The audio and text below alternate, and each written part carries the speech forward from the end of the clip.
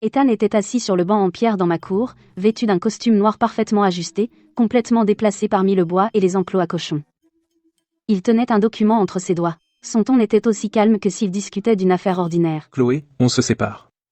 Je suis le président des entreprises Beaumont, je suis resté ici après avoir perdu la mémoire dans un accident de voiture il y a 3 ans. Maintenant, il est temps que je rentre. Malouche s'est immobilisé au-dessus de la pâtée pour cochon. Je ne l'ai pas questionné ni demandé de rester. Pendant 3 ans, il avait nourri les cochons, coupé du bois et travaillé les champs avec moi. La chaleur de la vie ordinaire dans ses yeux avait été réelle. Mais la froideur dans ses yeux maintenant était tout aussi réelle. D'accord. J'ai répondu. Ma voix était sans émotion. Ethan semblait surpris que j'ai accepté si facilement. Après un moment, il m'a tendu une valise argentée. C'est une compensation. Un majordome robot IA qui peut gérer la ferme pour toi. Le mot de passe est ton anniversaire. Sur ce, il s'est retourné et est monté dans la voiture de luxe qui l'attendait. Quand la vitre s'est baissée, il m'a laissé un dernier mot. Prends soin de toi. Une fois la voiture disparue à l'entrée du village, j'ai ouvert la valise, mais il n'y avait aucun majordome robot à l'intérieur. Un homme grand était ligoté à l'intérieur à la place, vêtu de noir de la tête aux pieds. Ses cheveux argentés clairs étaient collés en désordre sur ses tempes. Ses yeux étaient pleins de menaces. Quand il m'a vu ouvrir la valise, il s'est débattu pour m'insulter. Je me suis figé un instant, puis j'ai compris. Ethan s'inquiétait probablement que je sois en danger seul, alors il m'avait envoyé un garde du corps dans un emballage différent. L'emballage était juste vraiment étrange. L'homme avait l'air costaud, donc il devait être bon pour le travail dur. J'ai défait les cordes autour de lui et j'ai dit d'un ton décontracté, « Tu restes ici et tu m'aides à partir de maintenant. Nourri et logé. » Il n'a pas dit un mot. Il a seulement examiné la ferme d'un air méfiant. Cette nuit-là, inspiré, j'ai trouvé du papier à lettres et j'ai écrit à Ethan, « Merci pour le garde du corps que tu m'as envoyé. Il est en pleine forme, et il a l'air travailleur. On prévoit de se marier, il dit qu'il fera un backflip à la cérémonie. Peux-tu venir y assister ?» La lettre n'était pas encore partie qu'à minuit. Quand un crissement aigu de frein a retenti depuis le portail, Ethan a fait irruption par la porte, sa chemise blanche humide de rosée nocturne. Son visage d'habitude impassible était plein d'urgence.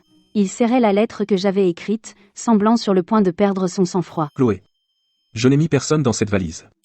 Ce n'est pas le garde du corps que je t'ai envoyé. J'ai regardé son expression tendue, puis l'homme silencieux debout dans le coin. Un doute m'a saisi.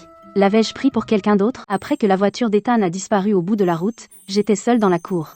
Le vent portait l'odeur des rizières. Je ne pouvais m'empêcher de revivre ce qui s'était passé pendant son amnésie. L'hiver dernier, ma truie, qui venait de mettre bas, a été volée pendant la nuit. Je me suis accroupie près de l'enclos, pleurant, impuissante. Ethan s'est enveloppé dans le manteau matelassé que j'avais cousu et s'est précipité dans la nuit glaciale sans un mot. Il n'a pas cherché à proximité comme un fermier ordinaire. Au lieu de ça, il a fait appel à des ressources dont je ne savais rien. Il a récupéré les images de surveillance de chaque route de la ville et a même secoué le caïd local. Ensemble, ils ont fouillé les bois et les usines abandonnées. Nous y avons passé toute la nuit. Enfin, dans la remise du voleur de cochons du village voisin, il a ramené le porcelet grelottant dans ses bras. Ses doigts étaient rouges vifs à cause du froid. Il tenait à peine le porcelet, pourtant il a souri et a glissé le petit cochon chaud dans mes bras, en me réconfortant doucement. Tant que je suis là, personne ne te volera plus jamais. Mais l'Ethan qui se tenait devant moi maintenant était distant, comme un cadre commercial parfait. Il n'y avait aucune trace de sa chaleur d'antan dans ses yeux. C'était comme si l'homme qui avait passé 3 ans à nourrir les cochons et à récolter le riz à mes côtés n'était qu'une brève illusion. Avant de partir, il a dit qu'il devait retourner gérer la bataille commerciale entre les entreprises Beaumont et le clan Sinclair. C'était une question de vie ou de mort pour l'entreprise. Son ton était ferme, ne laissant aucune place à la discussion. Tout ce à quoi je pouvais penser, c'était la récolte à venir. Je ne pouvais pas gérer seul nos quelques hectares de riz. Sans réfléchir, je l'ai regardé et j'ai espéré. Pourrais-tu revenir pour la récolte? Tu travaillais si vite avant. Une personne faisait le travail d'un demi-village. Au moment où ces mots ont quitté ma bouche, Sophie, l'assistante qui était venue avec lui, a froncé les sourcils profondément. Son ton était plein de reproches et de désapprobation. Emmaël Duval, vous devriez vraiment savoir mieux que ça. Monsieur Beaumont retourne gérer une question de vie ou de mort. Comment pourrait-il reporter ça pour quelque chose d'aussi trivial que la récolte du riz? Ne pouvez-vous pas être un peu plus compréhensif de la situation de Monsieur Beaumont? Je n'ai pas répondu à Sophie.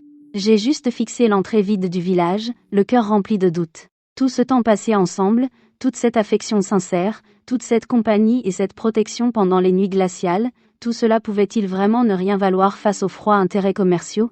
Je ne comprends pas ces batailles commerciales. Je sais seulement que l'homme qu'il était traitait même mes petites préoccupations comme une priorité absolue. Le lendemain du départ d'Ethan, Sophie est arrivée avec un accord de séparation. Ses termes étaient bruts et froids. L'idée était simple, on se laisserait tranquille. Il y avait aussi une carte bancaire, avec assez d'argent pour rénover toute la ferme. L'idée de compensation d'Ethan. Je tenais l'accord bien imprimé et me suis assise sur le banc de pierre habituel des temps. Je ne pouvais pas dire que j'étais triste. Je me sentais simplement absurde. Pendant 3 ans, il m'avait appris à réparer les outils et à calculer la récolte. Il plantait avec moi au printemps, et m'aidait à récolter le riz à l'automne. Quand on regardait les étoiles depuis la cour, il disait qu'il cultiverait du riz avec moi pour la vie, et mènerait une vie paisible. Mais après avoir retrouvé la mémoire, tout a changé. C'était comme s'il avait éteint tous ses sentiments. Il a tout terminé comme ça, sans laisser la moindre trace de regret. Je n'allais pas m'accrocher à lui, et je ne m'abaisserai pas. J'ai pris une profonde inspiration et j'ai saisi le stylo. Mais mes doigts tremblaient, pas parce que je n'arrivais pas à lâcher prise, mais parce que je ne pouvais pas accepter que toute cette sincérité ne m'ait valu qu'un mince morceau de papier. Au moment où j'ai posé la plume sur le papier, une main chaude a doucement attrapé mon poignet. Je me suis retournée et j'ai vu Étan Beaumont. Je ne savais pas quand il était arrivé, il se tenait derrière moi. Le léger parfum de cèdre flottait dans mon nez, familier, mais étrange. Attention, ne te coupe pas. Sa voix était douce, avec une pointe de quelque chose d'indéchiffrable. J'ai retiré ma main d'un geste brusque et lui ai tendu l'accord signé. Mon ton était plat. C'est tout. On est quitte maintenant. Ethan a rangé silencieusement l'accord dans sa mallette. Sophie et plusieurs hommes se préparaient à partir. En se retournant, ils ont renversé la clôture de la cour. Ils ont aussi piétiné les plants que je venais de planter. J'ai froncé les sourcils, le cœur brisé. Ethan a jeté un coup d'œil au désordre au sol et m'a laissé une seule phrase. Je ferai réparer la clôture. Et je laisserai un majordome robot IA pour prendre soin de toi. Puis il est monté dans sa voiture sans se retourner. La voiture de luxe est partie dans un nuage de poussière, ne laissant que la clôture brisée et les plans flétris, et un sentiment que je ne pouvais pas exprimer. Après le départ d'Ethan, je me suis enfermée toute la matinée. Plus j'y pensais, plus je m'énervais contre sa froideur, son assistance snob, et ma propre stupidité. J'avais pris sa gentillesse passagère pour du véritable amour. Ce n'est que le soir, à l'heure de nourrir les cochons, que je suis allée à la réserve chercher de la nourriture. Au moment où j'ai ouvert la porte, j'ai vu une énorme valise dans le coin. Quelque chose à l'intérieur semblait même bouger. Mon cœur a fait un bond. Je me suis rappelé qu'Ethan avait mentionné un majordome robot IA. Puis je me suis souvenu qu'Ethan avait dit qu'il me laissait un majordome robot IA. Soudain, tout s'expliquait. Est-ce que c'était le majordome dont il parlait? Mais il avait l'air bien trop réel. Il avait même de la chaleur corporelle, et ses yeux étaient pleins de méfiance. Il était musclé et beau. Rien à voir avec un robot sans émotion. Ethan n'a vraiment pas lésiné sur les moyens. Même ses modèles d'IA étaient si bien conçus. Je me suis approchée et j'ai prudemment piqué son bras. C'était ferme et élastique, plus vivant que n'importe quelle poupée que j'ai jamais touchée. J'étais complètement incrédule. Il m'a fixé un long moment, les yeux pleins de confusion et de suspicion. J'ai supposé que son programme de démarrage était encore en test et je n'y ai pas prêté attention. Mais plus j'y pensais, plus cela me paraissait étrange. Pourquoi un majordome robot IA serait-il livré attaché dans une valise? J'ai posé la casserole de bouillie sur la cuisinière, attrapé mes clés et conduit en ville derrière lui. J'ai aperçu le convoi d'Ethan au loin. J'ai accéléré et je les ai rattrapés. J'ai baissé la vitre et j'ai crié « Ethan !» Celui dans la valise, est-ce vraiment le majordome robot dont tu as parlé? Il est vraiment à moi? Je peux l'utiliser comme je veux? La voiture d'Ethan s'est arrêtée un instant. La vitre s'est baissée, révélant un visage froid comme la glace. Il ne m'a même pas regardé. Il a simplement lancé. Débrouillez-vous. Puis il a fait signe au chauffeur, et la berline noire a filé. De la fumée a éclaboussé ma vitre, me faisant froncer les sourcils. J'ai agrippé le volant. Tout espoir qui me restait est mort. Très bien. Il pouvait jouer au grand PDG, mais je n'allais pas courir après lui. Savoir qu'en partir, c'était mon dernier sursaut de dignité, et une façon de sauver la sienne. J'ai soupiré. Je n'étais même pas en colère. Au moins, il était avec moi. Tant qu'il pouvait travailler, c'était suffisant. Je me suis retournée. Au moment où j'entrais dans la cour, une agitation a éclaté dans l'enclos des cochons. J'ai couru voir. J'ai vu le robot marcher sur la pointe des pieds vers l'enclos, les yeux fixés sur la true enceinte. Il avait l'air affamé, prêt à bondir. « Qu'est-ce que tu fais? Tu ne peux pas toucher à ce cochon. » Je me suis dépêchée de l'arrêter. Il s'est retourné, le visage pâle comme un linge, la voix si rauque que je l'entendais à peine. J'ai pas mangé depuis 3 jours. Je me suis figée. J'étais perplexe. Est-ce qu'un robot peut avoir faim et manger de la nourriture humaine aussi? Je l'ai vite arrêté. C'est alors que j'ai vu ses lèvres gercées et saignantes. Son corps entier tremblait. Visiblement, il était sans nourriture ni eau depuis des jours. Quand il m'a vu l'arrêter, ses yeux se sont soudainement rougis, et il a crié. Ce salaud d'Étan Beaumont m'a enfermé pendant 15 jours avant de me jeter dans ce dépotoir. Mon cœur a raté un battement. Ce robot était-il détraqué? Mais je n'ai pas demandé. J'ai apporté la bouillie que je venais de cuisiner, puis j'ai poché 2 œufs. Mangez quelque chose. Quelle que soit votre rancune, mangez d'abord. Ne causez pas de problème sur ma ferme. L'homme a englouti la bouillie et les œufs jusqu'à ce que son visage reprenne des couleurs. Il s'est essuyé la bouche. Dit ton nom. Je suis Lucas Marchand. Je suis l'héritier du gang du Vent Noir des Marchands. Étant Beaumont veut s'emparer de l'empire de ma famille, il m'a fait retenir prisonnier. Je ne m'attendais pas à ce qu'il me largue ici. Quand je reviendrai, je le déchirerai. Ma main tenant le bol s'est figée. Oh non, ai-je pensé. Le système de ce robot a dû planter. Mais en voyant sa carrure solide, je n'ai pas discuté. J'avais peur qu'il me frappe. Alors j'ai décidé de jouer le jeu. J'ai hoché la tête distraitement. D'accord. Te venger, c'est ton affaire. Ne fais pas d'histoire dans ma ferme. J'ai encore des cultures à faire et des cochons à nourrir. Je n'ai pas de temps pour tes bêtises.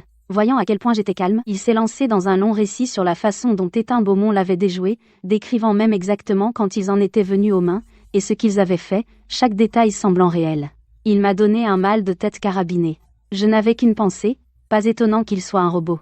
Il pouvait inventer une histoire aussi parfaite, mais je n'avais pas envie de le démasquer. De plus, Étain Beaumont l'a envoyé ici. Autant le mettre au travail. J'ai montré les outils et l'enclos des cochons. Maintenant que tu es rassasié, déplace ces outils dans la remise, puis balaie l'enclos des cochons. Transporte le fumier dans le champ comme engrais. Lucas a explosé. Tu veux que le jeune maître du gang du vent noir fasse ça? J'ai haussé un sourcil. Quoi d'autre? Je te nourris et je t'héberge, alors quoi, je devrais te servir? Tu ne t'attends pas à être logé gratuitement, hein? Tout en parlant, j'ai fourré un balai dans ses mains. Qu'il le veuille ou non, je le traitais comme de la main-d'œuvre gratuite qu'Étain avait envoyée pour se faire pardonner. Lucas a coupé du bois tout l'après-midi.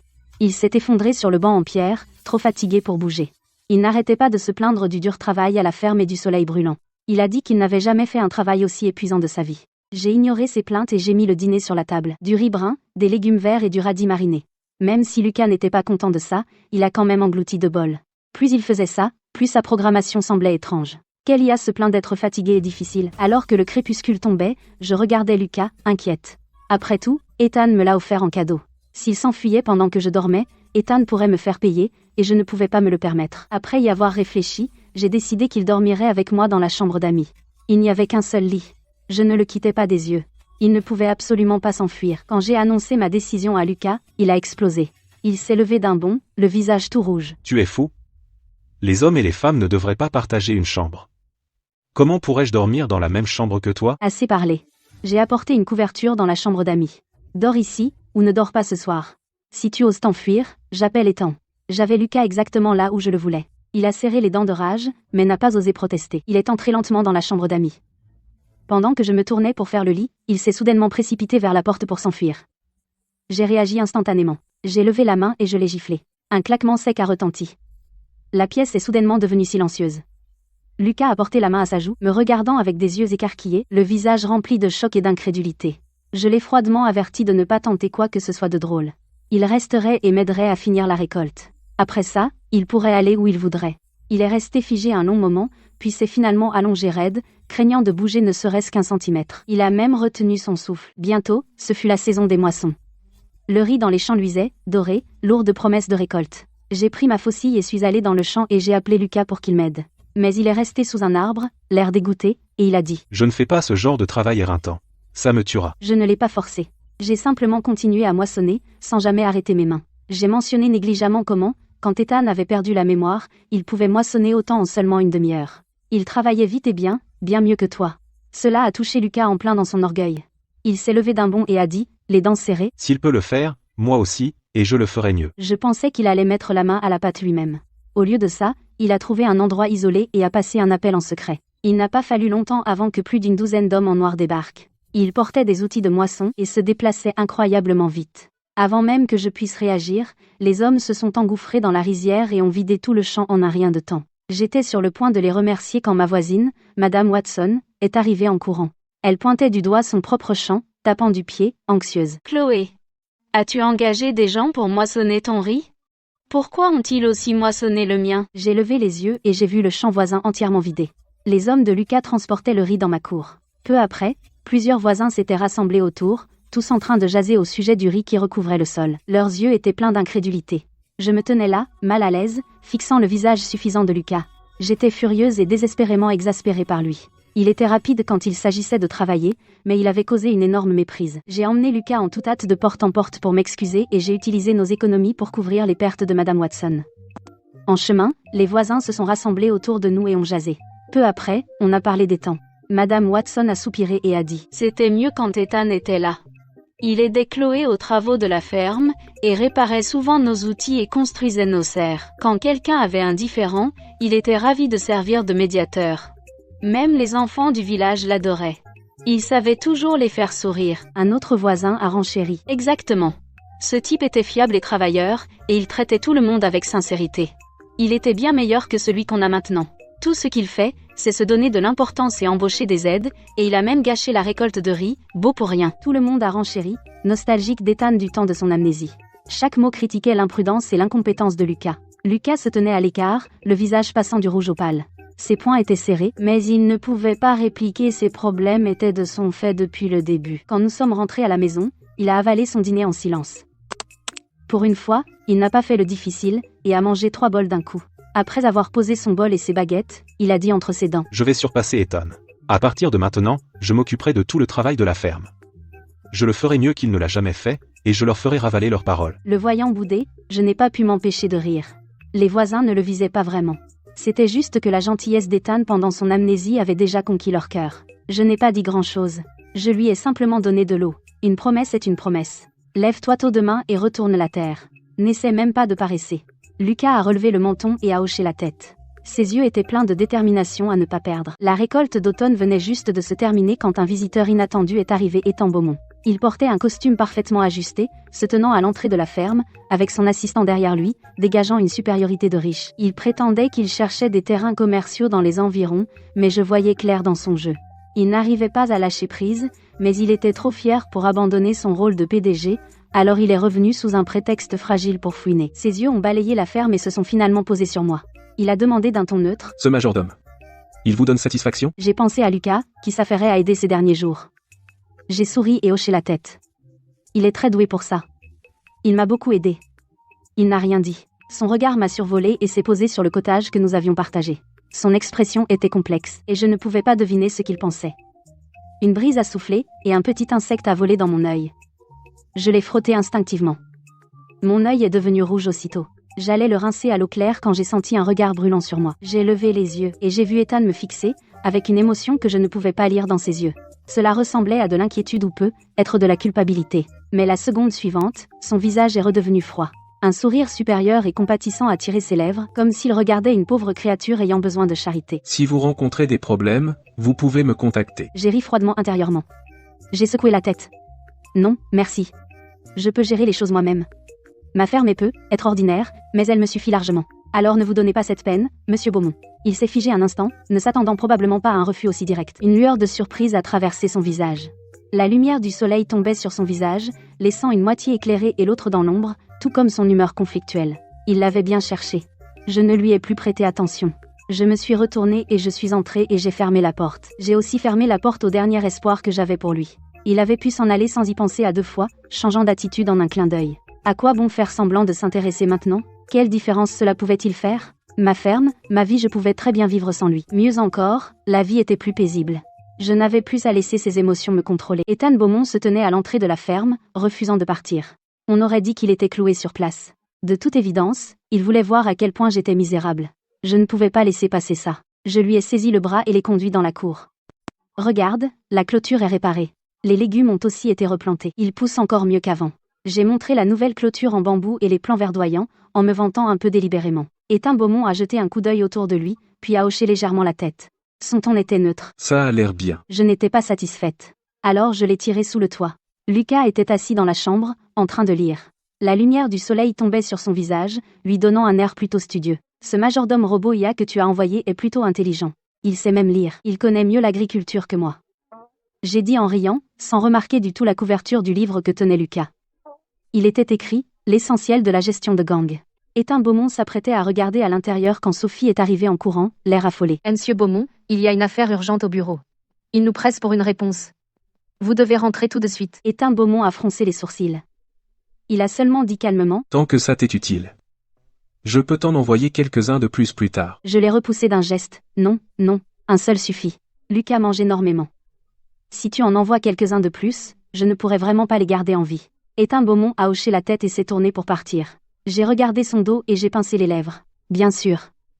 Les affaires passent toujours en premier. Avec moi, tout ça n'est qu'une perte de son temps précieux. Après qu'Ethan est parti, j'allais demander à Lucas de nourrir les cochons quand je l'ai vu accroupi dans le coin de la réserve, en train de feuilleter un vieux livre. Je me suis approchée silencieusement et j'ai réalisé qu'il tenait le vieux livre d'Ethan de son amnésie. Plusieurs livres sur la gestion de la ferme et un manuel de réparation d'électroménager étaient empilés à côté. Il y avait même un livre sur 100 façons de calmer les enfants. Et tout en bas se trouvait le guide d'entraînement du partenaire idéal. Mon cœur s'est soudain serré. C'étaient tous des livres qu'Ethan avait cherchés et étudiés pour pouvoir partager ma vie. Il disait toujours qu'il apprendrait à bien gérer la ferme, à calmer les enfants des voisins, et à devenir un partenaire digne de moi. J'ai refermé doucement la porte et laissé Lucas seul. Quand je me suis retournée, il y avait un colis près du portail. Il avait été envoyé par Sophie, avec une note attachée. Il disait qu'Ethan avait envoyé un dispositif anti-vol. Mais c'était en fait le chargeur du majordome robot IA. J'ai rentré le chargeur. Lucas venait juste de fermer son livre. Viens ici. Laisse-moi te recharger, sinon tu vas tomber en panne et t'arrêter. J'ai attrapé son bras et commencé à lui retirer ses vêtements. Il était un robot, donc le port de charge devait être quelque part sur lui. Lucas m'a soudain attrapé la main. Son visage est devenu tout rouge. Qu'est-ce que tu fais? Je te recharge. Et si tu ne peux plus bouger après? J'ai retiré ma main d'un air sérieux. Alors qu'on se tirait par les épaules, j'ai accidentellement effleuré le pantalon de Lucas. Lucas s'est immédiatement figé. Le livre qu'il tenait est tombé par terre. Je l'ai regardé longuement avant de réaliser, ton fabricant t'a rendu incroyablement réaliste. Et très détaillé, aussi. Lucas n'a rien dit. Les oreilles rouges, il a remonté son pantalon. Je peux me recharger tout seul. Va-t'en. Je ne comprenais pas pourquoi un robot serait gêné, mais ensuite j'y ai réfléchi. La technologie a sa propre logique. Alors je n'ai pas posé d'autres questions. Cette nuit-là, je dormais profondément quand j'ai entendu du bruit dans la cour. Pensant qu'on volait un cochon, j'ai attrapé la houe et je suis sortie en courant. Mais quand j'ai levé les yeux, j'ai vu un homme en noir près du mur, regardant Lucas faire la lessive, les épaules tremblantes.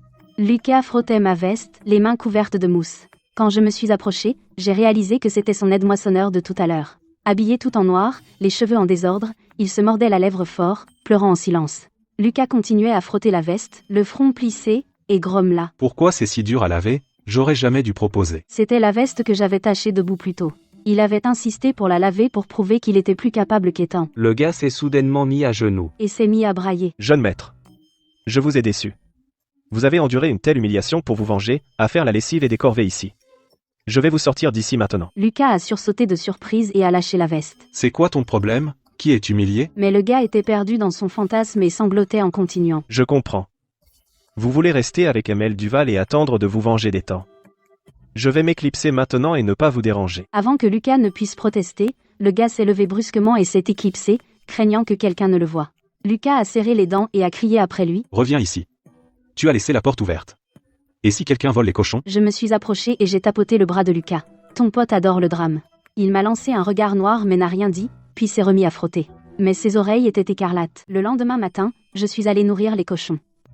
J'ai vu l'homme de main d'hier blotti près de l'enclos à cochons, les yeux injectés de sang. Quand il m'a vu, il s'est précipité et m'a supplié en larmes. MGL Duval, s'il vous plaît, laissez partir notre jeune maître.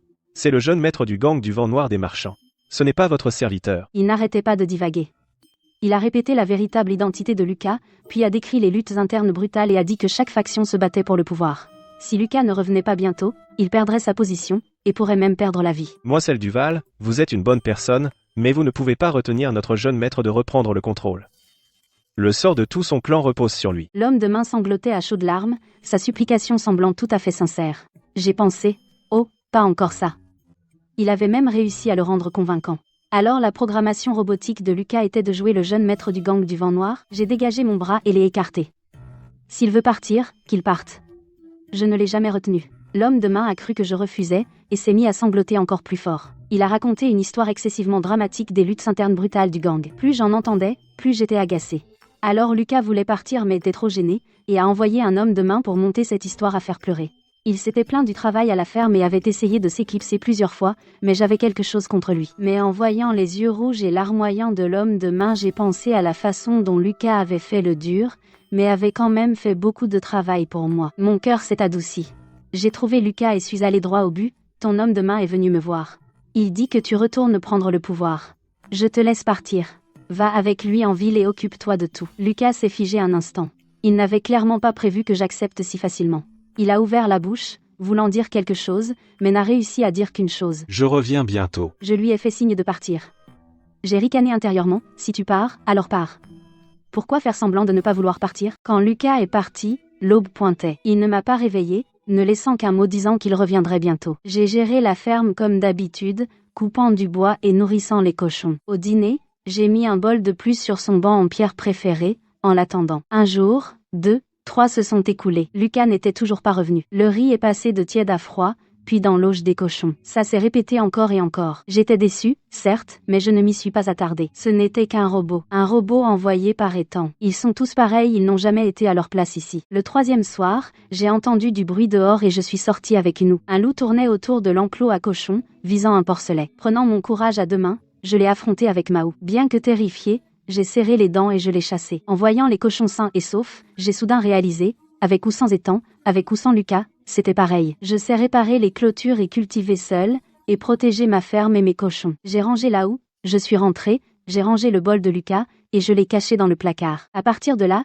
je suis revenue à une vie solitaire, travaillant de l'aube jusqu'au crépuscule, me concentrant entièrement sur la ferme. Tous les sentiments pour eux se sont enfouis au fond de mon cœur, sans laisser de vagues. Peu après, la saison des pluies a débuté. Il a plu abondamment pendant des jours. Le ciel est devenu sinistrement sombre. Cette nuit-là, la pluie n'a fait qu'empirer. Le tonnerre grondait. J'étais sur le point de dormir quand un glissement de terrain assourdissant a retenti au loin. Mon cœur a bondi. J'ai attrapé un gong et je suis sortie sous la pluie en le frappant pour réveiller les voisins. Debout, un glissement de terrain. Mettez-vous en sécurité, maintenant. Les voisins se sont réveillés et se sont précipités dehors avec leurs affaires. J'ai suivi la foule vers la sécurité. À mi-chemin, je me suis souvenu de Daisy dans la porcherie. Ethan m'a donné ce cochon quand il était amnésique. Elle était mon seul souvenir de nos 3 années ensemble. J'ai serré les dents et j'ai couru à contre-courant vers la ferme, ignorant les avertissements des voisins. Je ne voulais que sauver Daisy. Au moment où je me suis précipitée dans la porcherie, un énorme fracas a grondé au-dessus de moi. Plusieurs rochers se sont abattus à côté de la porcherie et ont bloqué la sortie. J'ai tenu le cochon et je me suis blottie dans un coin. L'eau de pluie s'infiltrait par les fissures,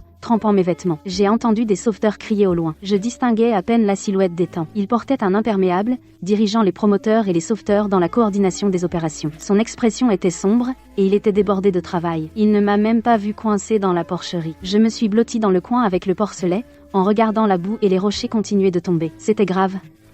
Je pourrais être enterrée ici. Alors que je pensais être enterrée vivante, une silhouette familière s'est précipitée à l'intérieur. C'était Lucas. Il m'a prise dans ses bras avec le cochonnet, et a traversé les rochers qui tombaient. Tu es folle? Toute la montagne s'est effondrée, et tu es revenu pour un cochon? Son cri était teinté de peur. Je me suis figée un instant, je n'aurais jamais pensé qu'il reviendrait vraiment.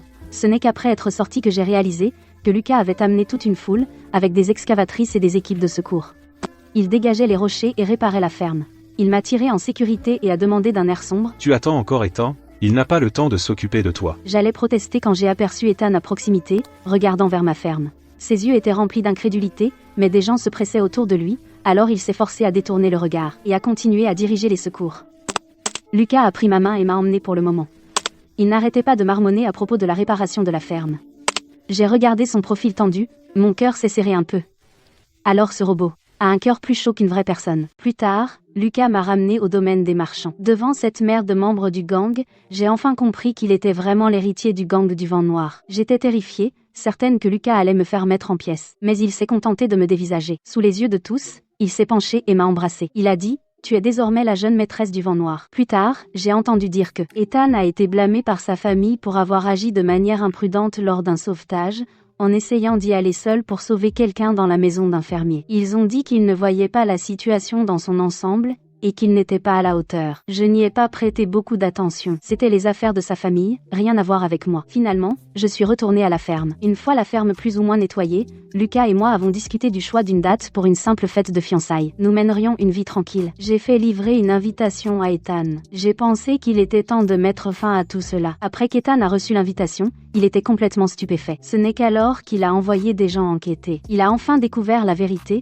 Une erreur de ces hommes leur a fait prendre le prisonnier Lucas pour un majordome robot IA et l'ont mis dans la valise qui m'était destinée. Il avait toujours pensé que la machine à côté de moi n'était qu'une machine, mais c'était en réalité son rival commercial. Et que ce rival et moi en étions arrivés aux fiançailles. Quand Ethan a appris la vérité, il a défié l'opposition de sa famille. Il s'est échappé malgré son confinement et a conduit directement à ma ferme. Les sentiments qu'il avait délibérément ignorés ont refait surface avec force au moment où il a appris la vérité. Mais Ethan n'est jamais arrivé à la ferme. J'ai entendu dire qu'il a eu un accident en chemin. On dit que les ennemis du clan Sinclair lui ont tendu un piège pour piéger Lucas.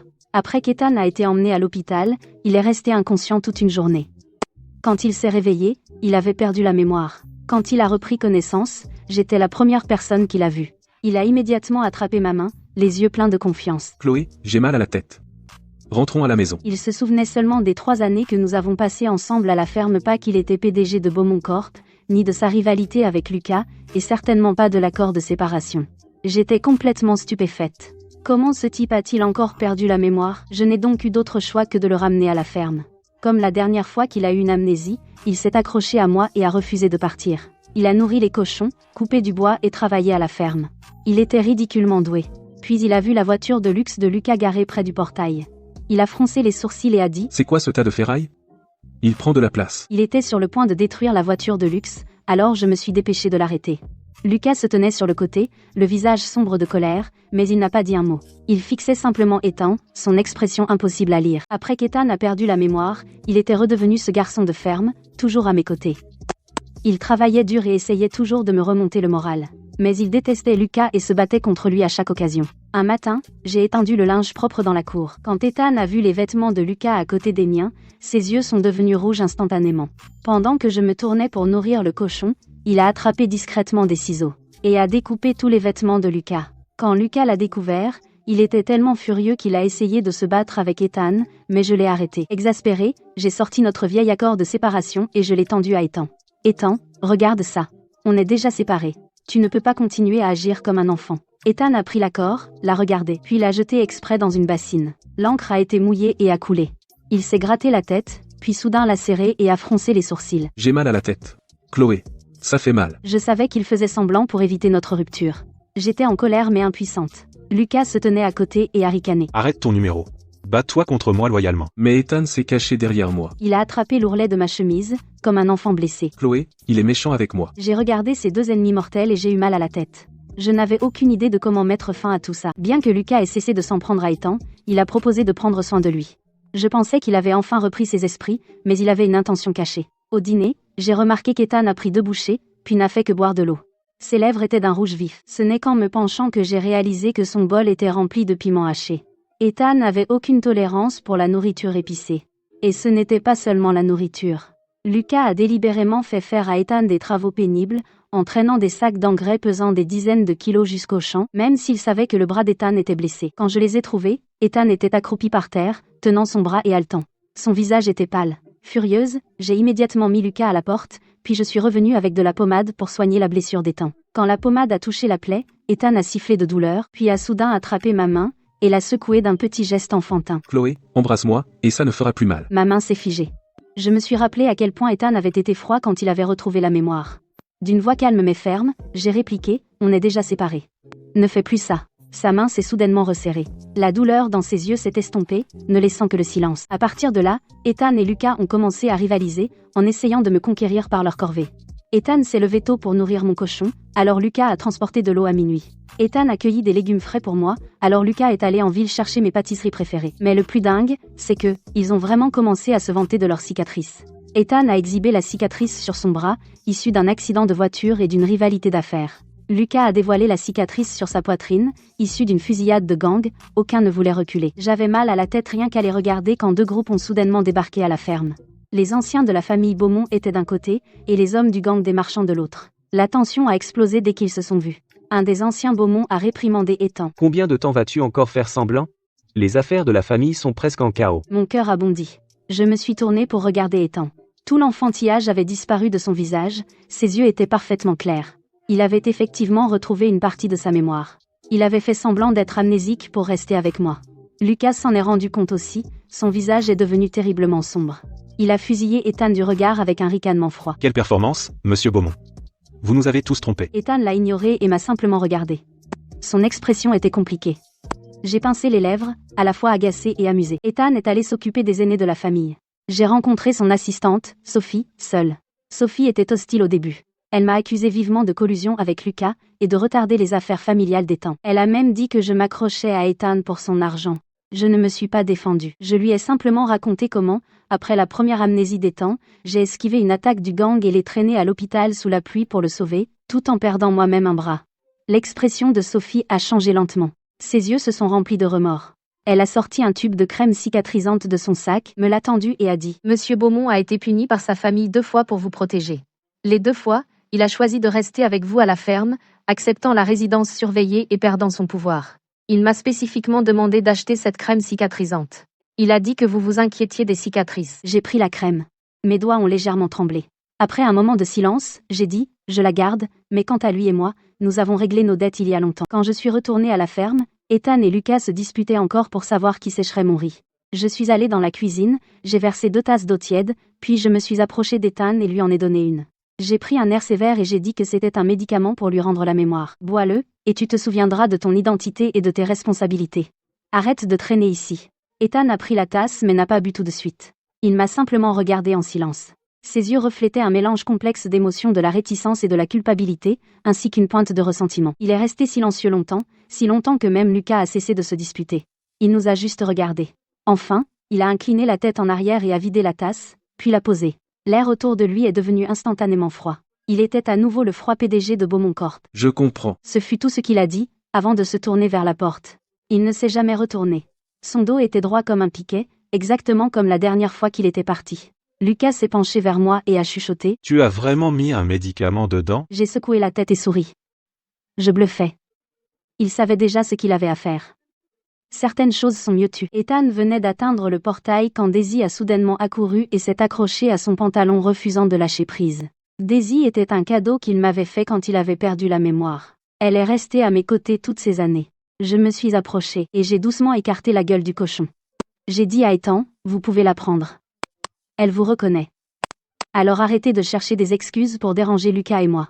Ethan a baissé la tête et a regardé le cochon puis m'a jeté un coup d'œil. Une lueur de soulagement a traversé ses yeux et il a hoché la tête. Ok. Il s'est baissé et a ramassé le cochon doucement, comme s'il tenait un espoir précieux. Voyant cela, Lucas s'est précipité et a verrouillé le portail de la ferme d'un clic. Il a même renforcé le verrou. Il a crié à travers le portail, ne revenez pas. Vous n'êtes pas le bienvenu ici. Ethan ne s'est pas retourné et a lentement disparu à l'entrée du village, le cochon dans les bras. Plus tard, Sophie m'a dit Ethan gardait Daisy au dernier étage de Beaumont Corp. Il a même engagé quelqu'un pour s'occuper d'elle. Il prétendait que Daisy n'avait plus de nourriture ou qu'elle était malade, juste pour m'envoyer un message. Je lui répondais toujours brièvement. Je le pressais de se concentrer sur les affaires et d'arrêter de se laisser distraire par des broutilles. Peu de temps après, Ethan a cessé de m'écrire. Quelques années plus tard, Sophie m'a dit que Daisy était décédée paisiblement. Ethan lui a érigé une petite pierre tombale. Il pleuvait fort ce jour-là. Il se tenait seul devant sa tombe et a pleuré à chaudes larmes. C'est ainsi qu'il a enfin tourné la page. Quand j'ai appris cela, je n'ai rien ressenti. J'ai simplement dit, je vois. Ces histoires et regrets de jeunesse s'étaient estompés avec le temps, après tout. Nous avions chacun notre vie à mener. Les décennies ont filé. Lucas et moi sommes restés dans cette ferme, vivant des vies calmes et paisibles. Lucas n'arrivait toujours pas à se défaire de son esprit de compétition. Il rivalisait souvent avec les voisins pour voir quels légumes verts poussaient les plus tendres. En automne, c'était à qui récoltait le plus de riz. Quand il perdait, il étudiait les engrais et les techniques agricoles jusqu'à ce qu'il gagne la prochaine fois. Mais il me mettait toujours en premier. Il savait que je me fatiguais facilement, alors il ne me laissait jamais faire de travaux lourds. Il savait que j'aimais les sucreries, alors chaque année, il plantait de la canne à sucre et des fraises. Quand je me levais la nuit, il se réveillait toujours et marchait avec moi, craignant que je trébuche sur une pierre dans la cour. Il faisait tourner la ferme comme une horloge. Des poules et des canards partout, des rizières à perte de vue. Chaque recoin était chaleureux et habité. Les voisins disaient souvent que Lucas avait changé. Il était autrefois un redoutable héritier de gang, mais maintenant, il était un ouvrier agricole dévoué à la ferme et à moi. Il riait toujours et répliquait, disant que j'étais là où il appartenait vraiment. Cet après-midi-là, je me suis assoupie à l'ombre des rizières. Quand je me suis réveillée, Lucas était à côté de moi, en m'éventant doucement. Claire était venue me voir, souriant en disant « Mathilde Duval, vous êtes vraiment chanceuse. Lucas a fait la paix avec les Beaumont juste pour rester à vos côtés. Il a même transformé le clan Sinclair ses activités de gang en coopérative agricole, aidant les agriculteurs locaux à gagner leur vie. » Je me suis figée. Je me suis tournée vers Lucas. Il s'est gratté la tête, souriant timidement. Avant, je pensais à me battre pour le pouvoir, puis j'ai réalisé que rien n'était plus juste que la vie avec toi à la ferme. Le transformer en coopérative m'a sorti du gang et a protégé les agriculteurs locaux, et je peux rester avec toi. 3 oiseaux d'une pierre. La brise ondulait dans les rizières, portant un doux parfum. Je me suis appuyée contre l'épaule de Lucas, regardant les champs dorés devant nous et les agriculteurs travaillant au loin. Nous avons échangé un sourire. Les luttes du passé étaient enfin terminées. Pour le reste de notre vie, nous resterions ensemble dans cette ferme chaleureuse et animée, vieillissant côte à côte.